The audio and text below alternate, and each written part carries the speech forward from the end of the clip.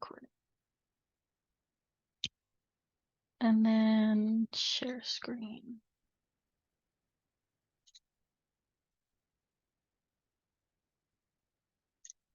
Okay. So, picking up where we left off with Miss Amy's class from earlier.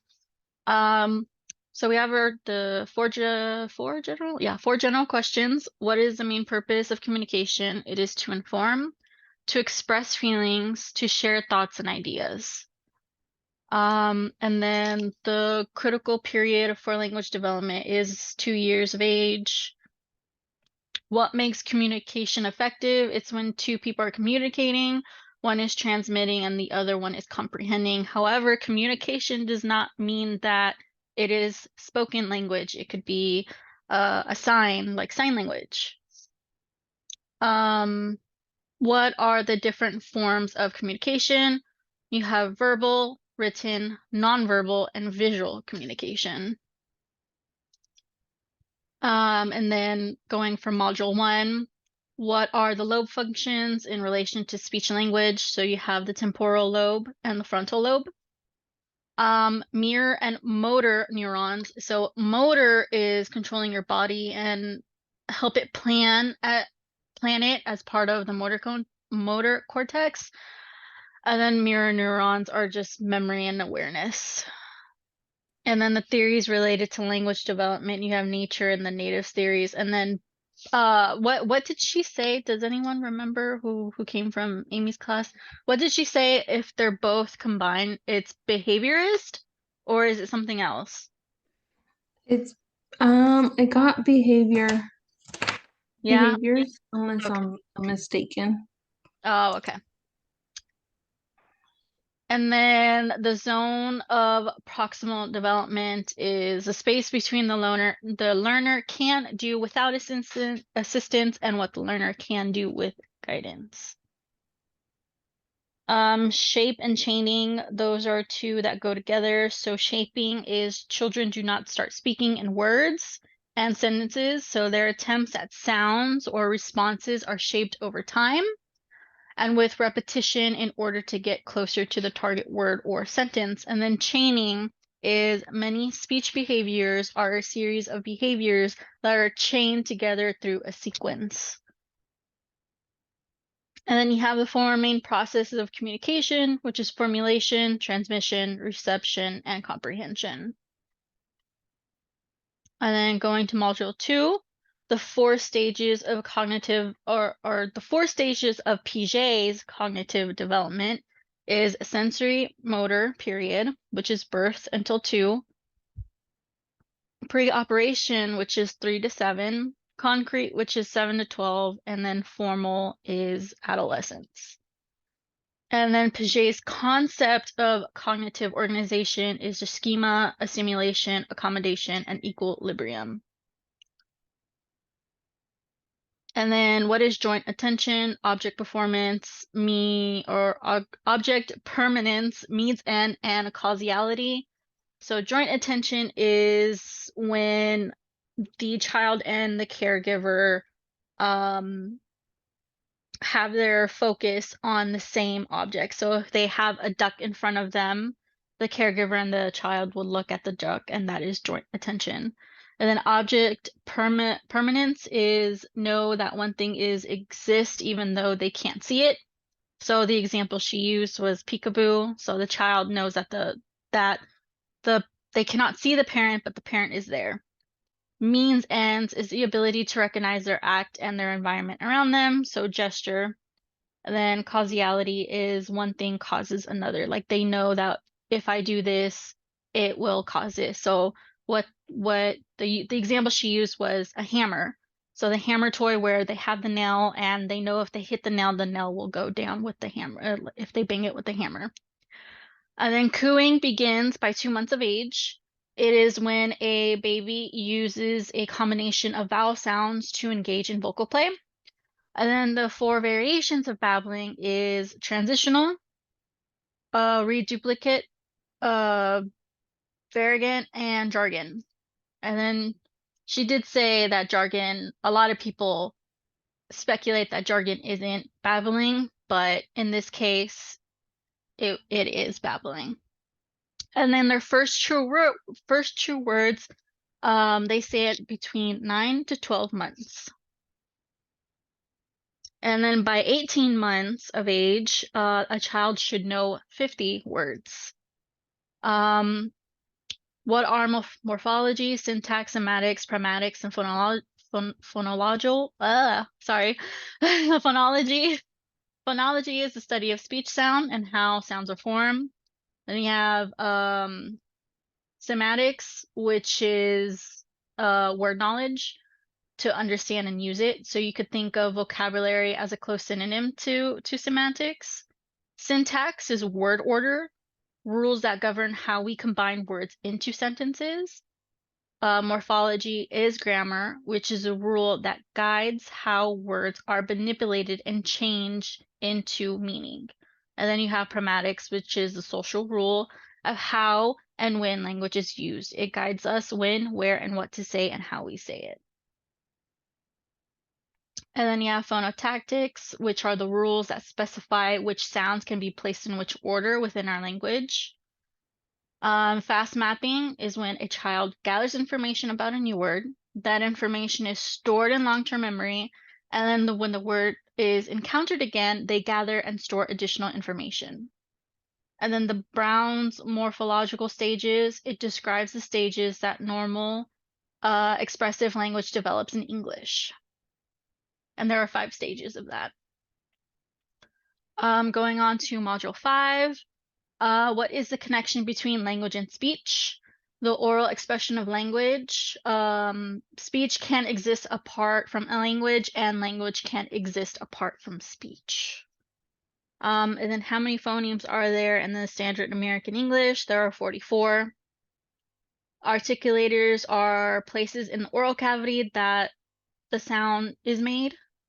And then phonological process is a result of children's immature structures and the ability. So basically, they simplify forms of words or sound in words. And then moving on to Module 6, you have the MLU, which is mean length of utterance. It refers to the average length of children's utterances. In order to measure this, one must count the numbers of morphemes in a collection of utterances. And then morphemes are the smallest unit of meaning in language. And then the last question is the decontext. I'm saying this wrong, I'm sorry. But basically what this is, it's a child being able to tell their mom what happened at school. So they talk about things that are not the here and the now. So they talk about what has happened. What has happened? Sorry.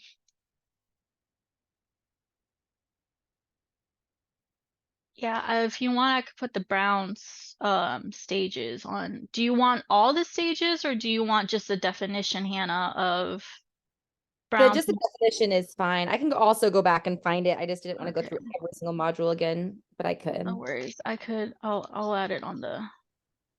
There you go. Awesome, thank you. And then going on to the last module, Module 7.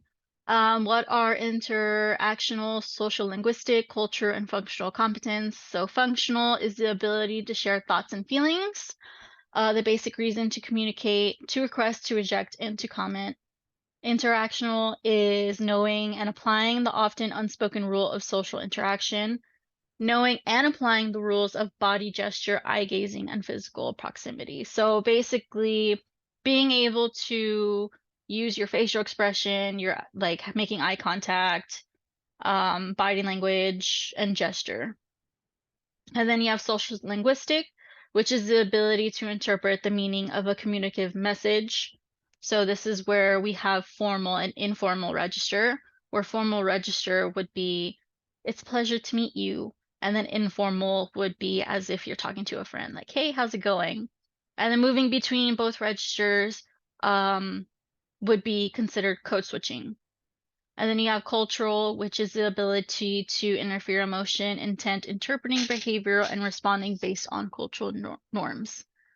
And then meta-linguistic, the ability to consider, change, and manipulate language. Phonological awareness is a board skill that includes identifying and manipulating units of oral language, parts such as words, syllables, onset, and rhymes. It is also a prerequisite for reading. Then you have phonemic awareness, which is a piece of phonological awareness. It refers to the specific ability to focus on and manipulate individuals' sounds, which is phonemes, in spoken words. And then the two greatest areas of growth for school-age children is being able to produce most, if not all, speech sounds correctly, and they are able to carry on a conversation of multiple exchange. There are more than two. It is in Module 7. It is in the slideshow. So if you think these are just the two that I know I will memorize very quickly. So that way I have more room on my note card for other things. But if you think that this is too much for you, or you think, oh, I'm not going to memorize that, you could always look back into the PowerPoint and look up the rest. I think there's, I believe, 6 or 7 overall.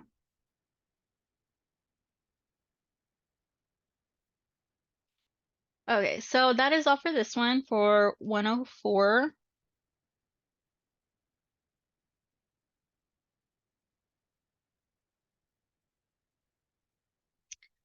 So let's go on to 210, which we're over here. I tried to fill out as much as I could. Again, did anyone look at the last module, module 7, on the study guide? For 210, I have mine finished. Yeah, okay. I didn't have to answer anything because everything here was answered. Like, what did you get that too?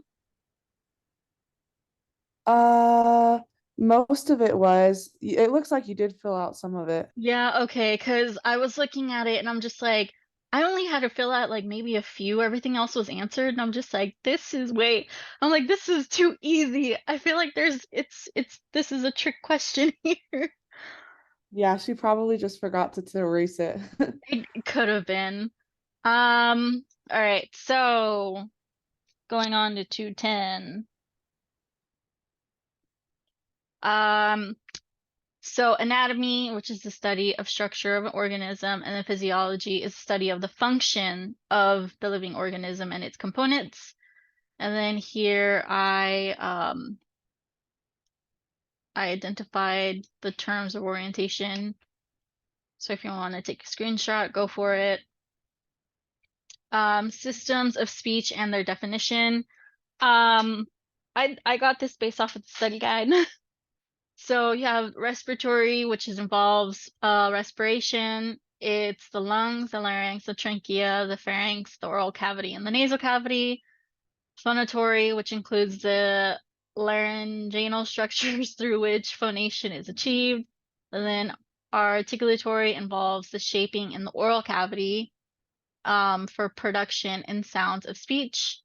And you have resonatory, which is a portion of the vocal tract through which vocal folds vibration resonates. Oh no, don't do that. There we go. And then you have parts of the brain. You have the right hemisphere, which is control left side of the body. Left hemisphere controls right side of the body. Frontal lobe is cognitive, motor activity, and spoken language. Parental lobe is processing body senses. Occipital lobe receives and processes visual information. Temporal receives auditory information. I had to look this one up. I could not find it in the guide, but the insular lobe is sensory processing, decision making, and motor control. And then you have the cerebellum, which integrates body senses with the motor plan, and then brainstem, which is the lower part of the brain that is connected to the spinal cord. And then you have the cranial nerves, which there are 12. Respiration is the exchange of gases between an organism and its environment. So you have inspiration and expiration. Inspiration involves bringing oxygen to the body cells by breathing in, and then expiration involves eliminating carbon dioxide from the body cells by breathing out. And then the diaphragm is the primary muscle of inspiration. Do we have to define diaphragm? Because I couldn't find that in the study guide for module 2. Does anyone else have anything different? No, I have the same thing that you have. Okay. Sounds good. 3 major structures of respiration. Oh, for brainstem. Oh, you know what? I should probably write that down. Medulla. I just remember that being on the quiz last time, and that was Yeah, I totally I forgot do about have that one too. Oh. Insular loop, is that how you say it? That's new, right? Because I couldn't find that one either. Is that the That like one you knew was that on we- our notes from that's what I have on my notes, but it wasn't in the on the test or on the study guide. Okay. She definitely threw a couple new things in there. That she did. Yeah, okay, where was I? 3 major structures of respiration. You have the bony thorax, the oh, I know I'm saying this wrong. I'm so sorry. Ventricular thorax and the muscles of respiration. And then you have the vertebral column, which you have 7 cervical, 12 thoracic, 5 lumbar, 5 scalral, and then 4 fused. And then you gotta label this, which I have right here. And then chapter 3, 2 goals of respiration.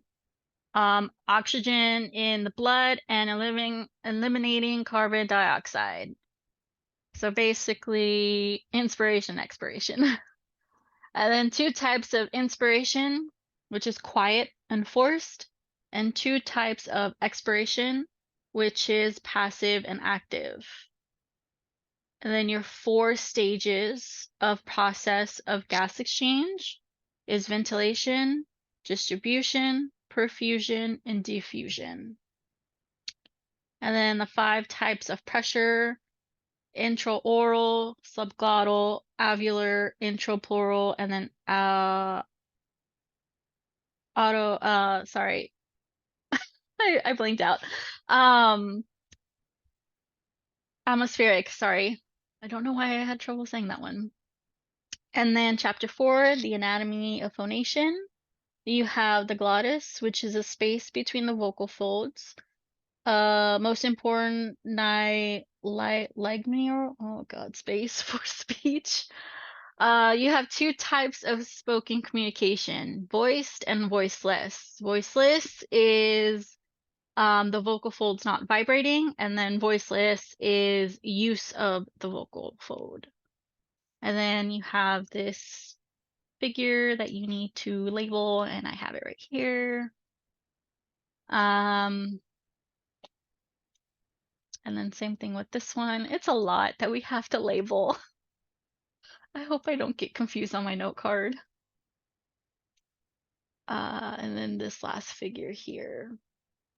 Maybe you should just write like A, B, C, how they are, because it's probably gonna be the same pictures. I don't think she's gonna change Yeah, it. I was thinking that, and I'm like, okay, I just need to remember. But write it as in a sentence though, so it doesn't look like you have him all like that. Yeah. I think that would help. That's how I was thinking of doing it. Yeah. Anyways, The I'll figure it out. I'm a smart cookie. So you have three paired cartilage of the larynx, which is these three. I'm not gonna even bother to pronounce it because it's gonna be 100% wrong.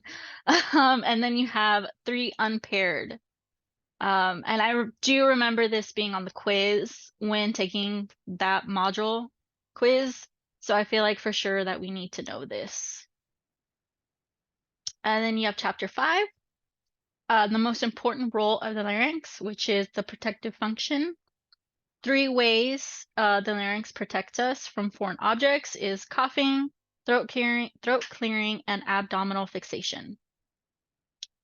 And then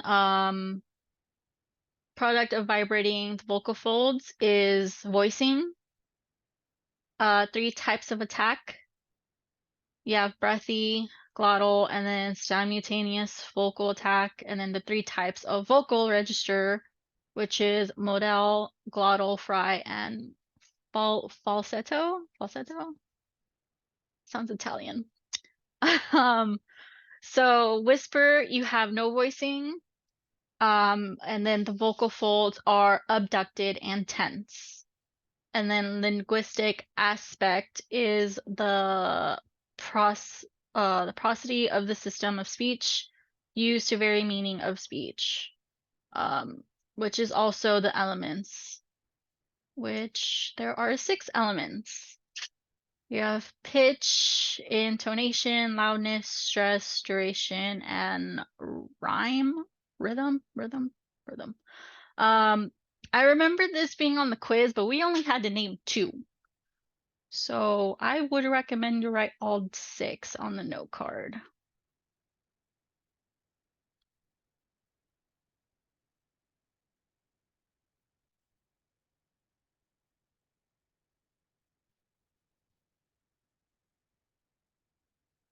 Okay, and then moving on to chapter 6.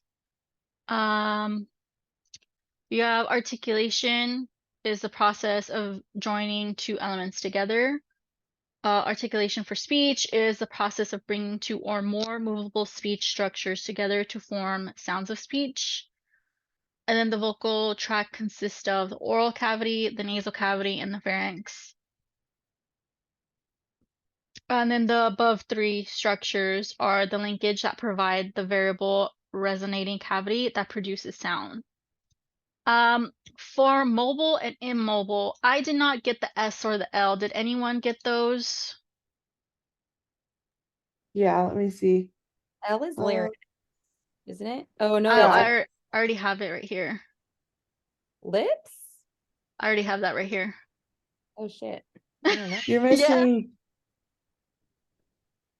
I didn't get that. It's soft palate, um, Oh which yeah, is not the the same soft thing palate. as William. well, that's just that one's the one above it, so you don't need that. So I don't need that.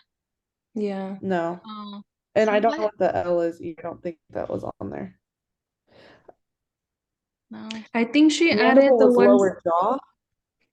I think that, yeah, lower, But it's right here though. Mandible is lower jaw though, isn't it? it's, yes, Yeah, I think you she, just spaced it.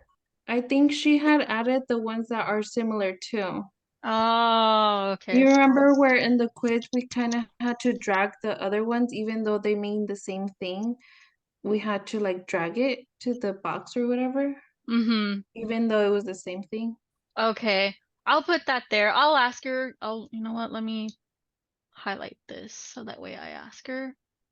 Whoop. Cause I was looking at it and I'm like, well, it can't be soft palate because it's right here, and the lower jaw it's right here, and I'm like, that's weird. I wonder why she would put it twice. But yeah, so you have the mobile, which is the tongue, the mandible, lower jaw, the velum, which is soft palate, the larynx, the cheeks, the pharynx, and the hyoid bone. And then immobile, which is teeth, hard palate, alveolar ridge, and upper jaw. I feel like if you know the immobile or the immobile, since there's only 4, it should be easy to identify the mobile. And then you have the figure here, and then another figure here. And then the types of occlusion, which is proper class 1 occlusion, class 2 malocclusion, and then class 2 and 3 malocclusion. Oh, there's 10 minutes left. You have the oral cavity, which is the most significant of the cavities. It undergoes the most change during speech.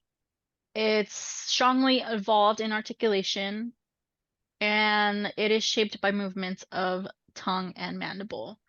And the oral cavity contains the hard palate, the velum, which is the soft palate, the uvula, the anterior and posterior fallacy pillars, and then you have the palatine tonsils, tonsils, buccal cavity. I know I'm saying that wrong. I'm so sorry. It is a role in the oral resonance and high-level consonant production. It lies lateral to the oral cavity between the teeth and the cheeks. You have the pharyngeal cavity, which is shaped, altered by the pharyngeal muscle. And then you have the cavity, which is the oral pharynx, the I'm saying this so wrong. I'm so sorry. Nasal pharynx and the lignopharynx. Oh God, I'm so sorry. You might want to get the definitions for those because she put the little dots like she wants it. Oh no. Okay, I will put those on there. I'll do this later. I did not know that. And then you have the velopharyngeal port, which is opening between the oral pharynx and the nasopharynx. And then you have the nasal cavity, which warms and humidifies air to protect the lungs. And then you have the articulatory system, depends on 3 important structures, which is the lips, tongue, and the soft palate. Does she also want me to define these? Like, how would you? I don't know.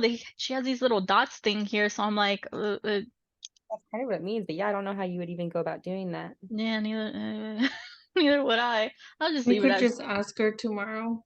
yeah. It's a good thing we're having stud group today. And then you have labeling the figure here.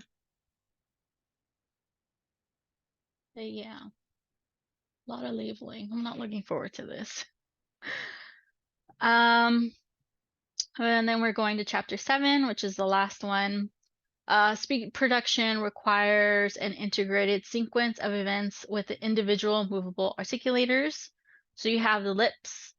The lower lips is faster than and stronger than the upper lip. And the lower lip does most of the work for lip closure. And then you have the mandible, plays a slight role in speech, and then changing position of the tongue, but it plays a major role in masticar. I don't know how to say that in English. Chewing. Masticar, chewing.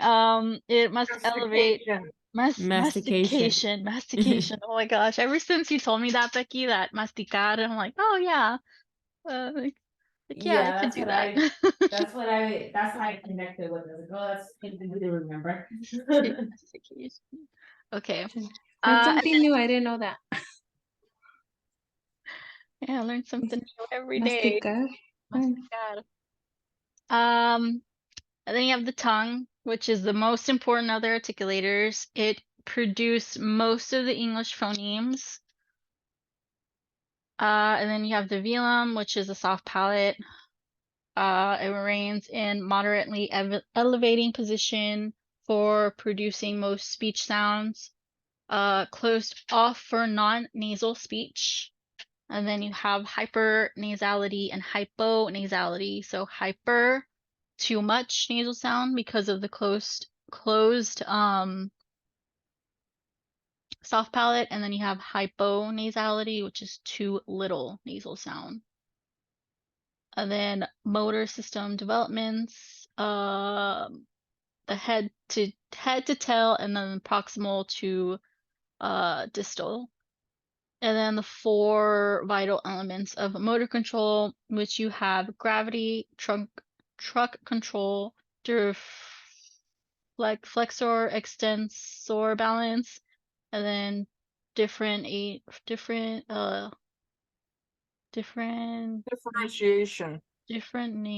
Oh God. I'm sorry. And then speech is the most complex single motor act. It is the most difficult. And you could say that again because I had trouble pronouncing some of these words.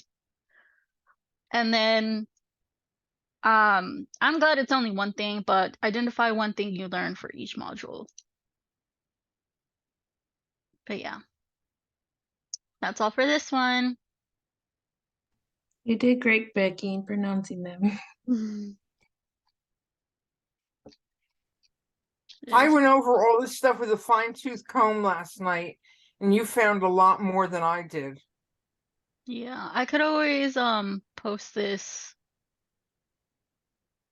if anyone needs Well, I it. was going to ask you if you could email it because I Oh don't yeah, have yeah. access Or you could Google just do the Docs. Google Docs that way, like last time how we had this when we started doing the study groups, you just had I was everybody going had to ask access you to that. Sorry. I can, but the thing is, when I copy and paste all this, it doesn't copy the figures with it. That's the only Are bad thing. you in Google Docs or are you in Word? Word. Because you could share in Words as well with an email as well. In the corner, it tells you to like you could share. Okay. I'll see what. I'll look at this later. I'll figure it out.